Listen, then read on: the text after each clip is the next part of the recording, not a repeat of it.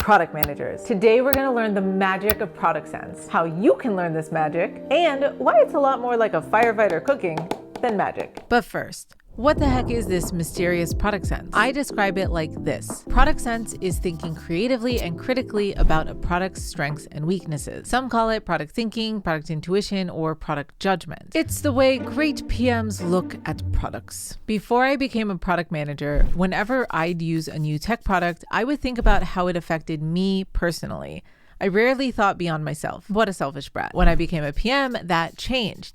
Now I think about how a product will impact everyone. Product sense is looking beyond your opinion and preference about a product to anticipate how the broader market will react. Your opinions are great, but this isn't about you. Product sense is focused explicitly on the product itself and judging how people will interact with it.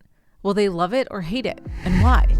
And why is product sense important? I've covered the 8 essential skills that set great PMs apart. 7 of those 8 skills are necessary for any leadership role, but 1 skill is unique to product people.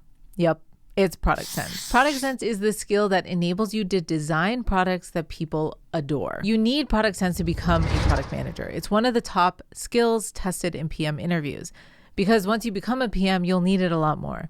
A lot. Here's the deal. The product manager's job is to figure out what your team should build with limited time and resources. And you have to do whatever it takes to make your product great. Who said that? Ah, yes, 'twas me. Well, a lot of people say we do whatever it takes. It's the PM's job to make great products. Well, how are you going to do that if you can't sense what a great product is? We're going to learn product sense to make good product decisions faster, more often, and ultimately build great products. It's not magic. From the outside, a product manager with product sense, it looks like magic. When you look at the list of things they're capable of to know what users will love or hate, it's such an intimidating list that I almost forgot that I use product sense every day. It makes you feel like you're born with it or you're not, because how could I do all that? You can, you will. Everything seems like magic until you learn how the trick is done. Product sense is not magic. It's a skill that you can learn. In fact, it's a lot more like cooking than magic. When my husband cooks, it's like magic. I'll say there's nothing in the fridge. He'll pull out random ingredients and make something delicious. I'll ask, did you use a recipe? Have you made this before? Did you know it would work? He'll respond, no, no, and no. But in a man's voice. No, no, and no. I can follow a recipe, but random ingredients from scratch, that is magic. He was a firefighter. They cook a lot at the firehouse, and he says, being a good firefighter isn't about fighting fire. Mando, it's about cooking. Not all firefighters are good cooks, but all good firefighters are great cooks. Watching a PM with product sense is like watching a great cook. And product sense is a lot like cooking. A new PM may struggle to create great product solutions. They will lean on best practices and templates, recipes. An experienced product manager with great product sense will build products in surprising and unexpected ways from scratch to create products people love. They just have a sense of what ingredients might work well together. So developing product sense is like learning to cook. How do you start? Observation, curiosity, and repetition. As an associate PM who hasn't mastered these ingredients, you won't be expected to have great product sense. And that's why you start by following recipes, the best practices and templates shared by senior PMs. But there will come a time when you need to design a product solution that there is no recipe for.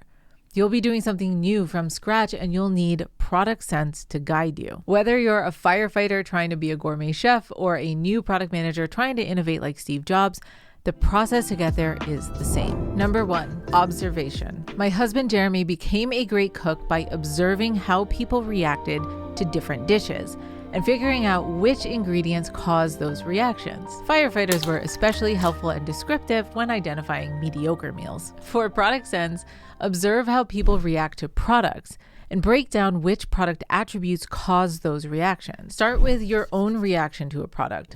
How does it make you feel? Does it solve your problem? Next, strengths and weaknesses. What specifically makes it good, gives you those good feelings, or not so good? Finally, and this is what product managers are good at, infer the company's goal behind the product. You don't need to be right. Just guess. What's the company's business goal here? Have they nailed it? And what could be improved? Do the same thing with friends. Try to ask questions that elicit their love or discontent for a product, while figuring out if the business achieved their goals. And of course, you're practicing deep observation with your own product, talking to customers, getting the feel of how they feel about your product, and if that lines up with your business goals. Observation is key for product sense. I have a template on exactly how to practice this on my Substack, links below, but that's the bird's eye view. On to curiosity. PMs with product sense are applauded for surprising successes. They see what others didn't, making innovative technical solutions where others weren't looking. They were creative. Creativity is hard to teach, but you can get better at it through curiosity. Try new things, especially when it goes against the status quo, and learn what works and what doesn't. Jeremy does this in the kitchen. He mixes unexpected ingredients and figures out what ingredient made it delicious or over the top for his audience. Too much cilantro in this ice cream. You mix ingredients together to see why people like them or they don't. Tastes like soap to me.